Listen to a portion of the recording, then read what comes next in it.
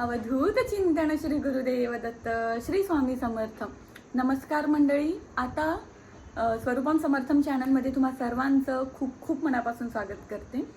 तर आजच्या व्हिडिओमध्ये मी बोलणार आहे परत एकदा गुरुचरित्राच्या पारायणाबद्दल. तर आपल्या सगळ्यांना माहिती आहे की या महिन्यात अत्यंत शुभ दिवस आहे आणि तो शुभ दिवस म्हणजे कुठला, तर दत्त जयंती. 26 डिसेंबर 2023ला आहे दत्त जयंती. तर या निमित्ताने आपल्याला जितकं जास्त होईल तितकं जास्त सेवा करायची आहे. तर आज मी कुठल्या सेवेबद्दल सांगणार आहे, तर दत्त जयंती आहे आणि सप्ताह सुरू होणार आहे दत्त जयंतीचा. तर त्या दत्त जयंतीच्या सप्ताहात आपल्याला कशी सेवा करायची आहे दत्त महाराजांची, ते मी तुम्हाला आजच्या व्हिडिओमध्ये सांगणार आहे. बघा, मी मागचे जे काही व्हिडिओज बनवले त्या व्हिडिओजवर मला काही लोकांच्या कमेंट्स आले की असं थोडी ना की फक्त दत्त जयंतीच्या निमित्ताने आपण सेवा करायची किंवा कुठल्या निमित्तानेच आपण सेवा करायची, पूजा करायची नाही, असं काहीच नाही. मी कुठल्याच व्हिडिओमध्ये म्हणत नाही की फक्त तुम्ही तेव्हाच पूजा करा. काय असतं ना, आपण कुठला सण असतो आपल्या घरी, तेव्हा आपण सणानिमित्त गोडाधोडाचं जेवण करतो. आपण रोज पुरणपोळी बनवतो का? नाही. पण कुठला सण असला तर आपण आपल्या घरातल्या जेवणात पुरणपोळी बनवत असतो का? कारण तो निमित्त असतो. आपण रोज सेवा करतो, बरोबर. पण कुठला जर निमित्त असला, म्हणजे दत्त जयंती असली, स्वामींचं प्रगट दिन असलं, पुण्यतिथी असली, तर अशा निमित्ताने आपली सेवा द्विगुणित होते. तर त्यामुळे हे विशेष महत्त्व असतं ह्या दिवसांचं.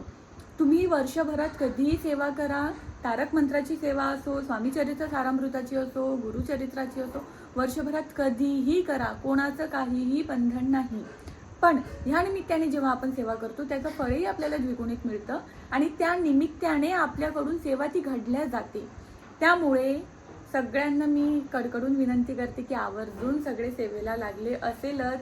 जे सेवेला लागले असेल त्यांचे खूप खूप आभार, आणि जे सेवेला नसेल लागले तर थोडा वेळ काढून तुम्ही ही सेवेला बसा असं मी म्हणते. तर 20 डिसेंबर 2023 पासून आपल्याला बसायचं आहे की याला गुरुचरित्राच्या पारायणाला. 20 डिसेंबर 2023 ते 26 डिसेंबर 2023 म्हणजे काय, तर 7 दिवसाचं आपलं गुरुचरित्राचं पारायण असते. पहिल्या दिवशी म्हणजे 20 डिसेंबरला आपल्याला गुरुचरित्राचं पारायण सुरू करायचं आहे. जे ग्रंथाचं जे पठण असतं, वाचन जे असतं ते 7 दिवसांचं असतं.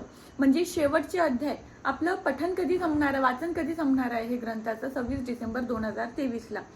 आपण नेहमी गुरुचरित्राचं जेव्हा उद्यापन करतो तेव्हा 7 दिवस आपलं वाचन असतं ग्रंथाचं आणि त्यानंतर 8व्या दिवशी आपण उद्यापन करत असतो. तर बघा, आपलं वाचन संपणार आहे 26 डिसेंबर 2023ला आणि उद्यापन आपल्याला 27 डिसेंबर 2023ला करायचं आहे.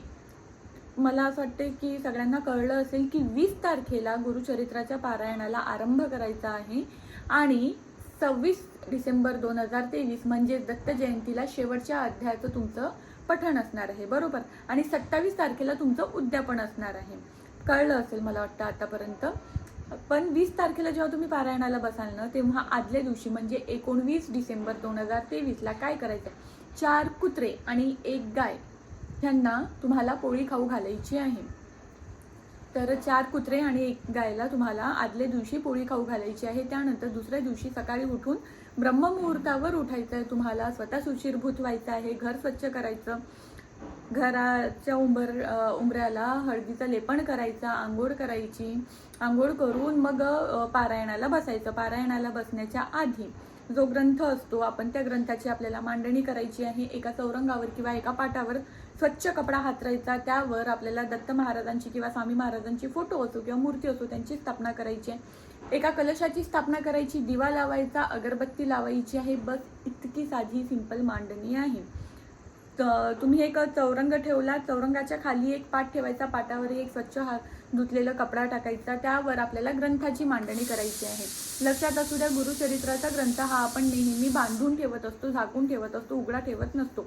आपण ग्रंथाची मांडणी एकदा केली तर तो ग्रंथ आपल्याला हलवायचा नाही आहे. तो 7 दिवस ग्रंथ तसाच असणार आहे सप्ताहात, म्हणजे त्याच पाटावर असणार आहे. आता हा फॉर एक्झाम्पल हा ग्रंथ आहे, ह्या पाटावर मी ठेवला आणि त्यानंतर मला जेव्हा वाचायचं आहे मी ग्रंथ उघडेल, वाचेल जितके अध्याय आहे, त्यानंतर परत बंद करून तिथेच ठेवेल. फक्त ह्याला इथनं हलवणार नाही. आलं असेल तुमच्या लक्षात. आणि एक कापड घ्यायचा आणि त्या कापडाने तो ग्रंथ झाकून ठेवायचा आहे आपल्याला. पहिल्या दिवशी आपल्याला संकल्प घ्यायचा आहे. जर संकल्पयुक्त नसेल करायची सेवा तर काहीही हरकत नाही. नेहमी काही मागण्यासाठीच आपण सेवा करत नसतो, कधीतरी आपण आपल्याकडून महाराजांना सेवा देत असतो. बरं, संकल्प करायचा असेल, काही तुमची इच्छापूर्तीसाठी तुम्हाला सेवा करायची असेल तर संकल्प करा. आणि जर इच्छापूर्तीसाठी नसेल तर तुम्ही महाराजांसाठी, दत्त महाराजांसाठी जर सेवा करत असेल तर संकल्प घेऊ नका. त्यानंतर तुम्हाला सर्वप्रथम काय करायचं आहे तर अथर्व शीर्षणाचं पठण करायचं आहे. एक माळ तुम्हाला गायत्री मंत्राची, एक माळ श्री स्वामी समर्थ मंत्राची, आणि त्यानंतर तुम्हाला स्वामी स्तवनाचं पठण करायचं आहे.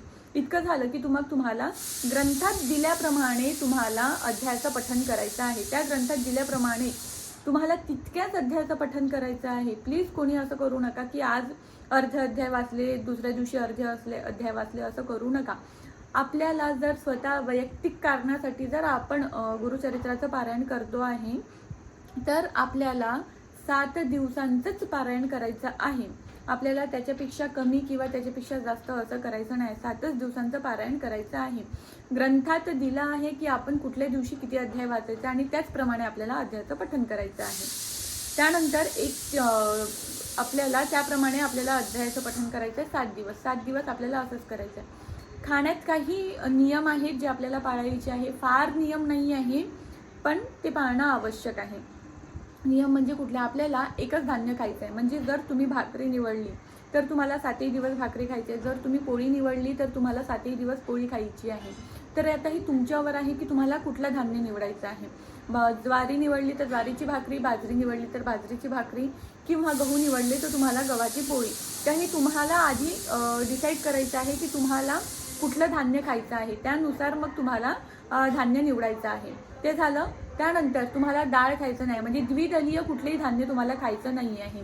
म्हणजे ज्या धान्याचे 2 भाग होतात तसे धान्य तुम्हाला खायचं नाही. म्हणजे तुम्ही वरण खाऊ शकत नाही, राजमा खाऊ शकत नाही. तर अशा प्रकारचे जे धान्य आहे ते तुम्ही खाऊ शकत नाही. पालेभाज्या तुम्हाला सगळ्या चालेल, पालेभाज्या तुम्ही खाऊ शकता. आणि त्यानंतर भात खाऊ शकत नाही तुम्ही. परत तुम्हाला झोपताना तुम्हाला चटईवर किंवा एखाद्या गोधडीवर वगैरे झोपायचं आहे. तुम्हाला झोपताना बेडवर झोपायचं नाही. बेडवर न झोपण्याचं कारण एवढंच आहे की आपण जे 7 दिवसाचा सप्ताह करत असतो पारायणाचा, गुरुचरित्र पारायणाचा, तेव्हा आपण आपल्या आयुष्यातील सगळं सुखसुविधांचा त्याग करत असतो आपल्या महाराजांसाठी. आपल्या मनातली काही इच्छा आहे ती आपली इच्छा पूर्ण व्हावंसं आपल्याला वाटतं, तर त्यासाठी आपण आपल्या सगळ्या आयुष्यातल्या सुखसुविधांचा तितके दिवसांपुरताचा त्याग करत असतो. त्यामुळे आपल्याला याच्यावर खाली झोपायचं आहे. झोपताना आवर्जून तुम्ही जास्तीत जास्त डाव्या कुशीवर झोपा. असं म्हणतात की डाव्या कुशीवर झोपल्यावर आपल्याला 7 दिवसांपैकी कधीतरी दत्त महाराजांची प्रचिती नक्की येते. तर झोपताना तुम्ही डाव्या कुशीवर झोपा. डाव्या कुशीवर झोपण्याचं कारण म्हणजे दुसरं हे पण आहे की आपण बरेच नियम फॉलो करत असतो गुरुचरित्राच्या काळात. जेवणात आपले बरेच काही बदल होतात. तर आपल्याला जेवणात ॲसिडिटी नको व्हायला आपण उजव्या कुशीवर झोपलं तर ॲसिड रिफ्लक्स होतं. त्यामुळे आपल्याला डाव्या कुशीवर झोपायचा प्रयत्न करायचा आहे. झोपण्याचं झालं, आपल्याला सोफ्यावर बसायचं नाही आहे, बेडवर बसायचं नाही आहे. बसताना तुम्हाला खाली बसायचं आहे किंवा अशा प्लेन खुर्चीवर बसायचं आहे.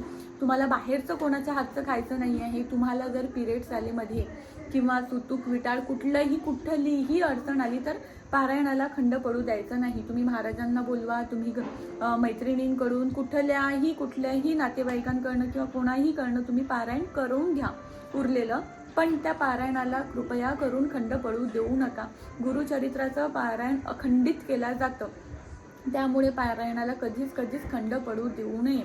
आणि हे झालं. आणि उद्यापनाचे आणि मग काय करायचं? सकाळी आपल्याला महाराजांचं पारायण करायचं आहे. पारायण झाल्यावर आरती करायची. आरती केल्यानंतर आपल्याला नैवेद्य दाखवायचं आहे. नैवेद्य काय दाखवायचं? तर जे आपण खातो, जे आपण पथ्य म्हणून जे आपण पारायण काळात खाणार आहे तेच आपण महाराजांना द्यायचं आहे. सकाळी आणि संध्याकाळी दोन्ही टाईम आपल्याला आरती करायची आहे, नैवेद्य द्यायचा आहे. आणि त्यानंतर संध्याकाळी आपल्याला विष्णू सहस्रनामाचं पठण करायचं आहे. आपण विष्णू सहस्रनामाचं पठण का करतो? तर बघा, बऱ्याच वेळी ना काय होतं, आपल्याला कळत नकळत आपल्या हातून पारायण करताना, पूजा करताना किंवा ग्रंथाचं पठण करताना कुठली ना कुठली चूक होतं. उच्चारण आपले स्पष्ट निघणार नाही, कुठली तरी चूक होणार. मग ती चूक आपण घालवायची कशी, माफी कशी मागायची? तर त्याचं म्हणून आपल्याला विष्णू सहस्रनामाचं पठण करायचं आहे. रोज संध्याकाळी आपल्याला दिवा लावला, अगरबत्ती लावली, आरती केली की त्यानंतर आपल्याला विष्णू सहस्रनामाचं पठण करायचं आहे 7 दिवस. उद्यापनाच्या दिवशी काय करायचं, उद्यापन दिवशी म्हणजे आपलं झालं 26 तारखेला आपलं पठण झालं, 27 तारखेला आपल्याला उद्यापन करायचं. उद्यापनाच्या दिवशी आपल्याला एक जोडपं जेव घालायचं आहे. एक माणूस आणि एक बाई म्हणजे एक स्वाशीण आणि एक ब्राह्मण असं एक जोडपं आपल्याला जेव घालायचं आहे. एक जोडपं आपल्याला जेव घातल्यावर आपण यथाशक्तीने आपण त्या जोडप्यांना जे द्यायचं आपण ते देऊ शकतो. म्हणजे ब्लाऊज पीस, ओटी भरायची, त्या व्यक्तीला एखादा दुपटा किंवा शर्टाचं कापड जे तुमच्या परीने जमत असेल ते तुम्हाला द्यायचं आहे. एक जोडपं श्वासीन ब्राह्मण तुम्हाला जेव घालायचं आहे. त्यानंतर तुम्हाला 4 नैवेद्य काढायचा आहे. पहिला नैवेद्य गुरुचरित दत्त महाराजांसाठी, दुसरा नैवेद्य आपल्या घरातल्या देवांसाठी, तिसरा नैवेद्य कुळदेवतांसाठी, चौथा नैवेद्य गाईसाठी, असे तुम्हाला 4 नैवेद्य काढायचे आहे. 4 नैवेद्य तुम्हाला दाखवायचे आहे. त्यानंतर असं तुमचं उद्यापन होणार आहे. तर अशा प्रकारे काही साध्या सिंपल नियम आहेत जे ज्यांचं पालन करून तुम्ही गुरुचरित्राचं पारायण करू शकता. हां, महत्त्वाची गोष्ट म्हणजे 12 ते 12:30 ह्या दरम्यान तुम्हाला पारायण करायचं नाही आहे. ह्याचं मुख्य कारण म्हणजे हेच आहे की 12 ते 12:30च्या दरम्यान आपण जेव्हा पारायण करतो तेव्हा ती दत्त महाराजांच्या भिक्षेची वेळ असते आणि ह्या काळात आपण केलेलं जे काही सेवा असते ती महाराजांपर्यंत पोहोचत नाही. त्यामुळे ही वेळ सोडून तुम्ही कुठल्याही वेळी पारायण करा. मला असं वाटतं मी सगळ्या गोष्टी सांगितल्या. जर नाही कळल्या असेल तरी तुम्ही मला कमेंट्स करा, मेसेज करा इंस्टाग्रामवर. मी प्रयत्न करेन प्रत्येकांचं रिप्लाय करायचा आणि अपेक्षा करते की सगळेजण सेवेला नक्की लागणार. व्हिडिओ आवडला असेल तर लाईक करा, जास्तीत जास्त लोकांना शेअर करा आणि चॅनलला सबस्क्राईब नक्की करून जा. खूप कमी लोकांनी केलं आहे सबस्क्राईब. आणि जास्तीत जास्त लोकांना आपल्या चॅनलबद्दल माहिती द्या जेणेकरून सगळ्या लोकांपर्यंत स्वामी सेवा पोहोचेल. पुन्हा एकदा भेटू अशाच एका नवीन व्हिडिओसोबत. धन्यवाद. भिवू नको, स्वामी पाठीशी आहे.